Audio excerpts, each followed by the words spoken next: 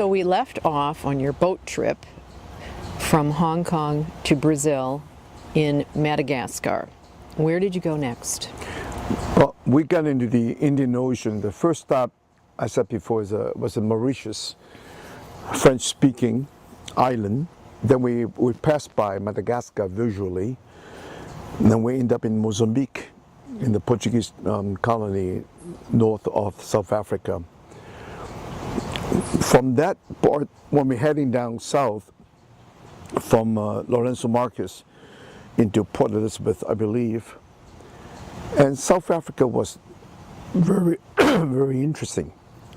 And I think the memory part the most I remember was when we first got into Durban.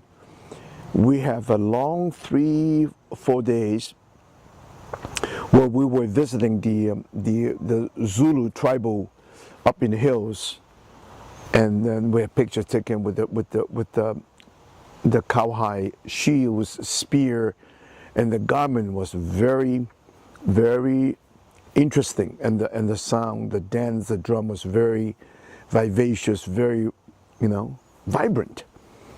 However, that goes back to the same Mozambique, a little contrast. On the day we were in the shorelines in Durban, and another vivid memory that I remember, the red benches and the green benches, which is for the colored people, and the bathroom also having the green and the red. But as tourists, I remember all of us, some have gone to the green, some have gone to the red. There's not really segregation. But it become later on to register in my mind that, and I keep remember the impression with the Zulu dancers, the chief, and then all of a sudden I saw a rickshaw coming in front of me by the beach, and then this rickshaw fella hyped up, have a little going up with the rickshaw, and then is in the full garment of the Zulu chief that we have just seen the other day. It coming back to another moment of elated thinking, new impression, and then back to a little bit of a certain sadness that he was a chief yesterday. Today he's hauling rickshaws. Apparently, with his costume, he can get a little bit more money.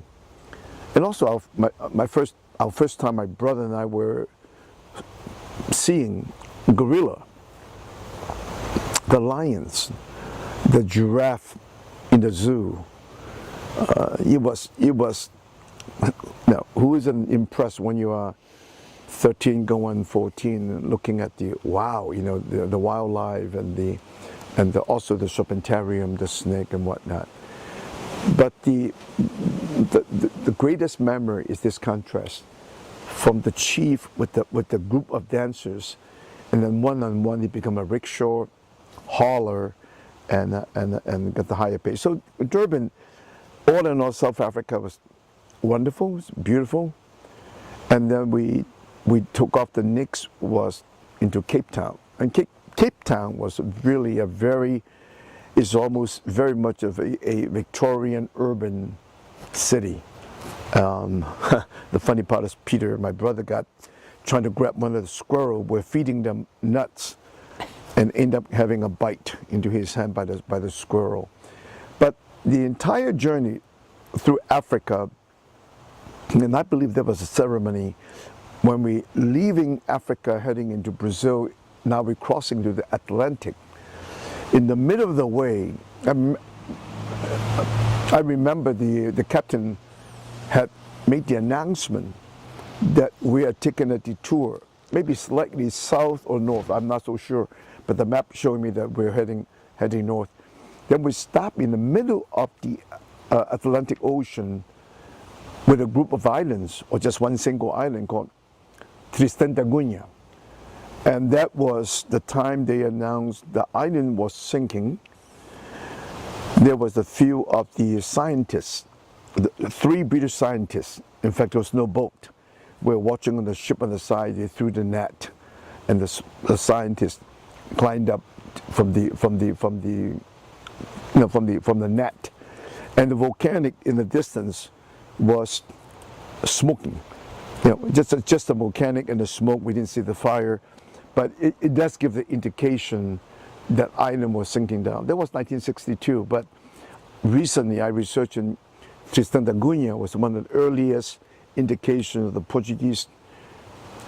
Before 1492, they were in Africa, New Guinea, in the area of present-day Nigeria, and there was already a part of it land hop colonization that, by the Treaty of Tordesillas, eventually, by my adult guess estimate, the Portuguese had already awareness of the existence of the continental part of Brazil. So I wonder how they obviously you were rescuing the scientists. Yes. The boat. Yes. So somehow an SOS was put out. Yeah. Or were they? That was part of it. In fact, I remember, while I was not that fluent of the language, there was a cocktail reception late on the evening, were presented to the entire ship, so they can share the story about the eruption. Well, they were just like ready to erupt more, so they had to rescue all the many more to be out.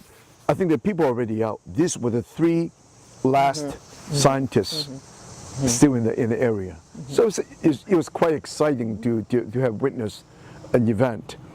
And also on the ship, talk about multiculturalism, why this young guy, teenager, age of my sisters, was sharing English from Washita University in Tokyo.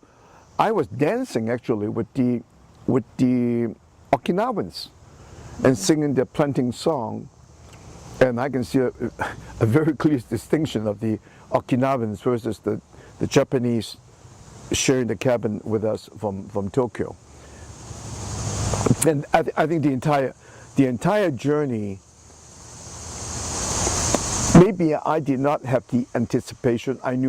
We knew we were leaving, but the impact started from the journey when we got to Singapore, Penang, the Malacca Straits, the waterized Indian Ocean. One by one, almost every stop, you become a very clear mental registry of the events, of the people, And I even feel kind of missing our roommate who's from Madagascar, who's from Mauritius. When he departed, we were saying goodbye and hello. We share a meal. We share. It was kind of like camp. Yeah, but the trip was definitely had opened up the experience of the multiculturalism.